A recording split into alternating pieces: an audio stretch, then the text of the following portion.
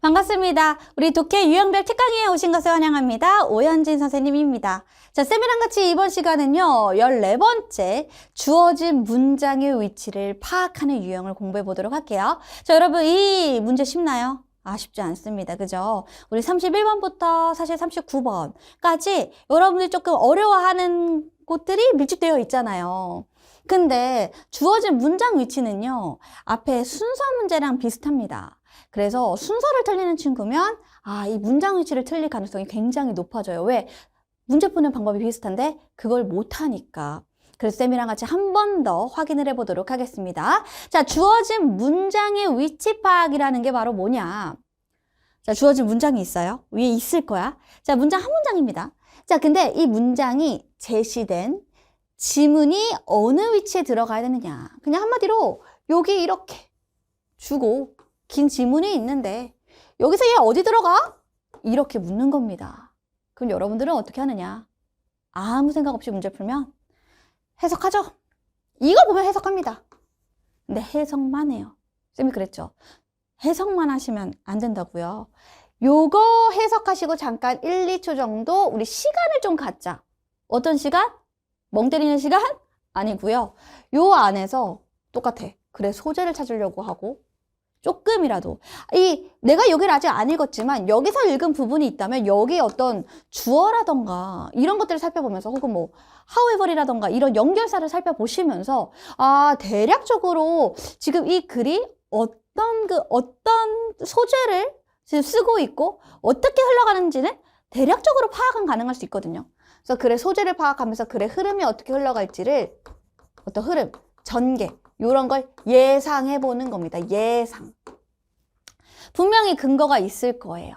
연결어, 지시어 이런 것들. 그래서 우리가 좀 살펴보시면 되는데, 자, 중요한 건 글에는 뭐가 필요해? 이 글에 정말 꼭 중요한 필수. 어휘는 통일성, 일관성, 논리성이에요. 글은 통일이 돼야 돼요. 얘가 들어갔을 때 글이 통일되고 일관되고 그리고 논리적이어야 돼요. 그 세 가지를 다 갖췄는지를 한번 좀 살펴보시면 되겠습니다. 자, 한번 들어가 볼게요. 유형 공략법입니다. 여기 보시면 첫 번째 어떻게 해야 돼? 주어진 문장 읽는데 얘들아 여기에 뭐가 있냐면 대명사나 연결사 등의 단서가 대부분 있을 거예요. 대부분은 있을 겁니다. 그래서 그걸 보시고 제일 먼저 근거를 확인하셔야 돼요. however이 나왔다? 요거 근거다. search가 나왔다? 요거 근거다. 이런 식으로 나와야겠죠. 근데 진짜 어려운 문제는 이런 근거를 잘 눈에 띄게 안 하거나 안 보이게 만들어요. 내용으로 파악하게 만들 수도 있긴 하나 대부분 이런 단서가 있다는 거예요. 자, 그래서 이와 같은 표현이 문장이 들어가야 할 위치에 대한 단서가 된다. 글쓴이는요, 글을 그냥 내가 하고 싶은 대로 막 그냥 어떤 생각의 흐름대로 적지 않아요. 내가 하고 싶은 말을 위, 상, 중, 하 중에 어디다가 쓸까를 먼저 고민하고 그럼 내가 그 강조하고 싶은 나의 그 주제를 어떻게 글의 전개 구조를 쓸까? 예를 들면 예시를 들까? 아니면 특징을 나열할까? 장점과 단점을 말할까? 내가 얘기하고 싶은 건 해결책인데 그럼 문제점을 얘기하고 해결책을 제시할까? 이런 식의 다양한 논리적 구조가 꼭 있을 거예요. 그 논리적 구조를 확인하셔야 됩니다. 자, 지시어가 무엇을 가리키는지 디스가 나오면 디스가 가리킬 게 뭐야? 앞에 찾아보셔야겠죠. 연결사로 어떻게 글의 흐름이 전환되는지 전기가 되는지 이런 걸 염두에 두면서 글을 읽으셔야 되고요. 자, 주어진 문장을 제외하고 빼고 읽었을 때도 분명 뭐예요? 얘들아 뭐 하나가 이가 있으면 이 하나가 빠진 거예요. 그죠? 바람이 새나가고 있는 거거든요. 그러니까 문장과 문장 간의 흐름이 끊긴 곳이 또 어딘가. 자, 주어진 이 문장에서도 근거를 찾으셔야 하지만 밑에 있는 지문을 읽을 때에도 그냥 읽는 것이 아니라 이가 있는데 여기 빠진 그 부분을 찾으셔야 돼요. 끊긴 부분이 어딜까? 끊긴 부분을 찾으려면 그냥 해석하고만 넘어가는 게 아니라 해석을 하시면서 내용을 꼭꼭 씹어 최대한 이해를 해보려고 하셔야 됩니다. 물론 수능 지문이 어려워서 꼼꼼하게 다 읽어도 이해가 안 되는 부분이 있지만 최대한 그 한 문장 안에 모른다는 거 너무 많아서 아예 버리기 전에 내가 주어랑 동사만을 보고서 적어도 할 수 있을 만큼만은 이해를 하고 넘어가는 게 도움이 된다는 거죠. 됐어요? 그래서 문장과 문장 간의 흐름이 끊긴 부분을 찾으시면 되는데, 자 봐요. 대명사, 연결사 등에서 글의 앞뒤 흐름이 자연스럽지 못하다는 것을 알 수가 있다. 예를 들면 여기에 how에ver이 떴어요. 근데 여기에 긍정이 뜬 거예요. 그럼 여기 뭐예요? 부정적인 말을 할 수밖에 없겠죠. however는 대조라던가 어떤 역접의 기능이 있기 때문에 앞에 얘기했던 거를 일관적으로 계속 비슷하게 서술하지 않는다는 거죠. 한 번 튼다는 거예요. 반전. 그러니까 이 문장이 들어가려면 적어도 이 뒷내용은 플러스여야지 엔간하면 마이너스가 안 나온다는 거죠. 마이너스 나려면 또 연결어가 들어가야 돼요. 그럼 얘들아, 여기 뒤에가 플러스예요. 여기가 마이너스예요. 여기가 마이너스예요. 마이너스예요. 근데 마이너스 플러스가 바로 될 수는 없죠. 왜요? 여기에 however이 들어가야겠죠. 이런 식으로 연결사 등에서 앞뒤 흐름이 자연스럽지 못하다는 거를 캐치하실 수가 있으셔야 됩니다. 자, 만약 위와 같은 것들로 알 수가 없죠. 그럴 수도 있어요. 연결어 제시 안 될 수 있잖아요. 그러면 주어진 문장을 자, 재진술한다. 그러니까 주어진 이 문장을 재진술하는 문장을 찾으셔야 돼요. 이 문장과 비슷한 말을 하고 있는 문장을 찾으셔야 된다는 거죠. 찾으셔야 된다는 거죠. 그럼 비슷하게 어떻게 그 문장을 꾸리느냐? 재진술이잖아요.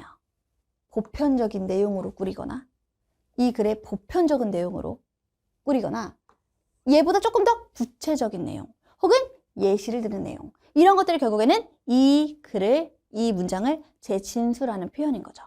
그래서 비슷하게 흐름을 갖고 가는, 내용과 흐름을 갖고 가는 문장을 찾아서 그 앞뒤 중에 괜찮을 만한 것을 찾는 것도 어려우면 그게 방법일 수도 있다는 거죠. 자, 그럼 얘들아, 들어갈 위치 찾았어요. 넣었어. 그럼 어떻게 해야 돼요? 점검해야죠. 어떻게 점검합니까? 그 위치에 문장을 다시 넣어요. 그리고 읽어보는 겁니다. 내가 확실하게 알겠는 부분을 제외하고 4번이 정답이라고 하면은 3번부터 3, 4, 5번을 읽어서 잘 이루어지는지를 살펴보시면 된다는 거죠. 뭐 시간이 되면 다 읽어도 상관없지만. 그래서 읽어보고 그래 뭐가 있다? 통일성이 있는지. 여러분들이 이걸 한다는 것 자체가 뭐예요? 이미 논리적인 구조가 되어 있다라는 거거든요. 통일성이 있다는 것도 일관적이라는 얘기가 되거든요. 이렇게 글의 통일성이 있는지를 확인해 주시면 되겠습니다. 할 수 있겠어요? 자, 말은 쉽지. 그지? 쌤이 우리 바로 앞에 10선가에서 했던 내용인데 그대로 또 나와요. 간단하게 보여드릴게요. 쌤이 그랬죠? 지시어가 나온다. 또는 그 뒤에 뭐가 있어요? 연결어가 있습니다. 연결어죠. 그죠? 자, 연결어가 있어. 자, 이 연결어는 단순히 단어와 뜻을 확인하는 거에서 그치는 게 아니라 for example이 나오면 예를 들어니까 앞에는 보편적이고 뭐 일반적이고 포괄적인 내용이라면 뒤에가 조금 더 구체적인 예시가 들어간다. 이런 내용인 거죠. 앞에가 겨울 스포츠야. 그럼 요 겨울에 사람들이 스포츠를 많이 한다. 이렇게 한다. 그럼 어떻게? 뒤에는 스키가 나오는 거죠. 알았지? 예시로 스키. 이런 식으로 될 거고. 첨가라고 하는 거 뭐예요? 앞에 이미 언급됐고 1번. 그 다음에 뒤에 2번을 얘기하는데 2번을 얘기할 때 1번과 비슷한 흐름으로 가져가는 문장들이 들어갈 것이다. 됐니? 그래서 요렇게 글의 논리, 어떤 전개 구조를 살펴볼 수 있으면서 연결을 통해서 우리가 답을 고르기가 수월해진다 했었고, 앞서서 우리가 지시어 같은 경우에는 쌤이 뭐라 그랬죠? 지시어는 이미 언급됐기 때문에 쌤이 이 지시어를 뭐라고 했냐면 이미 2번이라고 그랬습니다. 이미 언급된 거라.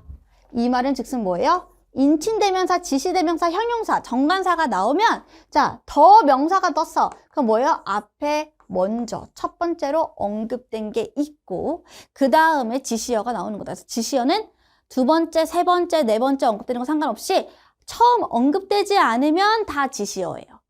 그래서 지시어는 두 번째로 언급된다라고 보시면 되겠고, 자, 얘기한 대로 이렇습니다. 보시면, 자, 그 씨앗들이라고 나왔죠. 그럼 원래는 우리가 주제를 찾을 때, 어휘를 찾을 때, 어법의 어떤 문제 유형을 고르면 얘는 필요가 없어요. the seed 할 때 더는 별로 안 중요하단 말이에요. 근데 우리가 이런 문장의 순서라던가 글의 흐름을 파악하는 문제에서는 얘보다 얘가 더 중요하다고요. 원래는 그 씨앗을 중심으로 뒀다면 이번엔 그 씨앗.